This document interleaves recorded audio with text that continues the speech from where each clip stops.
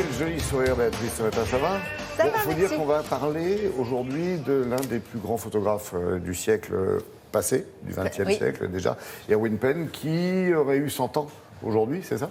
C'est ça, à l'occasion du centenaire de sa naissance, le Grand Palais à Paris lui organise une rétrospective. Alors on connaît le photographe, j'allais dire de mode, mais pas que.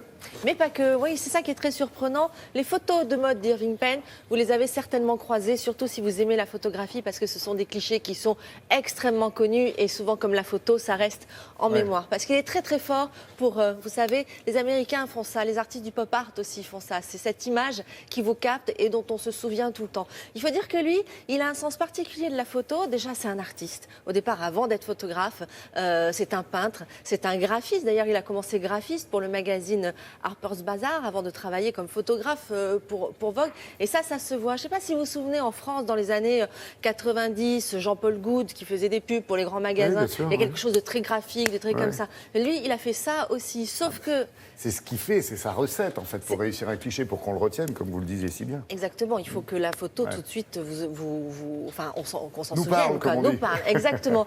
Et puis lui, ce qui est incroyable, c'est que quand on regarde la date des photos, on se rend compte, 1940, 1950, que finalement il y a une espèce de modernité. C'est comme s'il avait 20 ans d'avance. Il y a une modernité sous tous les clichés en noir et blanc qu'on ne peut pas vraiment dater. C'est incroyable de voir ce sens du cadre. Et puis aussi, il léchait, c'est lui qui faisait ses tirages, il léchait ses tirages. Donc ces photos sont très contrastées, du blanc, du noir. Et ces contrastes, c'est lui qui les travaillait. Il y passait des heures presque, il était maniaque avec ses tirages. Il faut dire qu'un tirage argentique, c'est ce qui fait toute la différence en photo entre un bon et un mauvais cliché. Il n'y a pas que le cadre, mais il y a aussi le tirage. C'est ça qu'on découvre dans cette exposition, photo noir et blanc, photographie couleur aussi, parce qu'il en a fait et ça embrasse toute sa carrière. Regardez.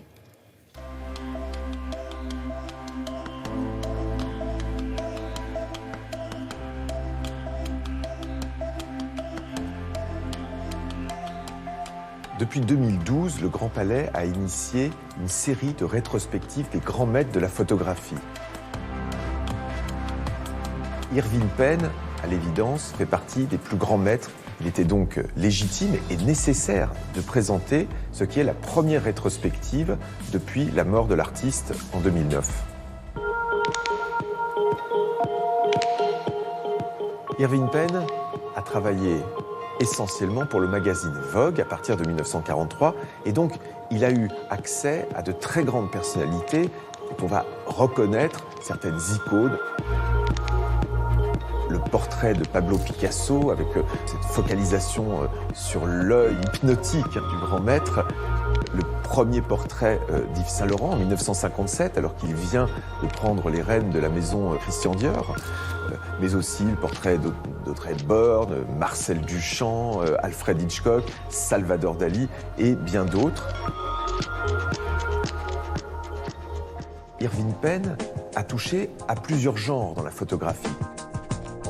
Il a été un photographe de nu très inattendu, avec des femmes de proportions très différentes des top modèles qu'il photographiait pour la mode.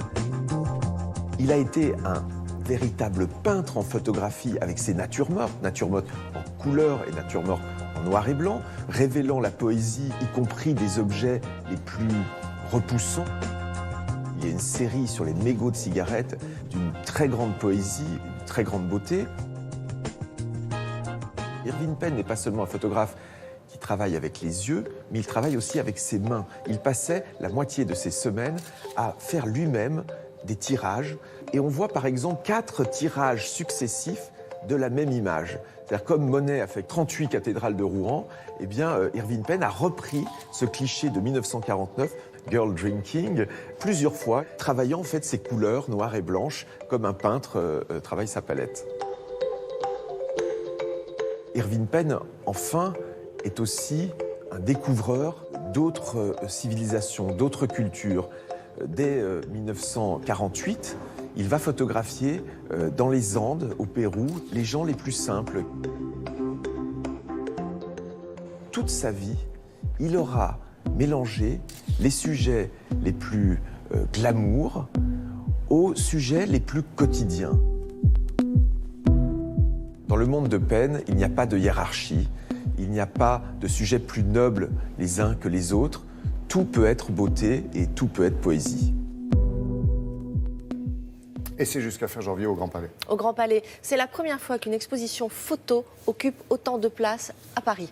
On a vu Helmut Newton au Grand Palais, on a vu Mapplethorpe. Ils étaient dans des surfaces plus petites. Coquine, Là, on c'est avait très dit grand. 5 secondes. Oui, c'est vrai. Allez, au revoir.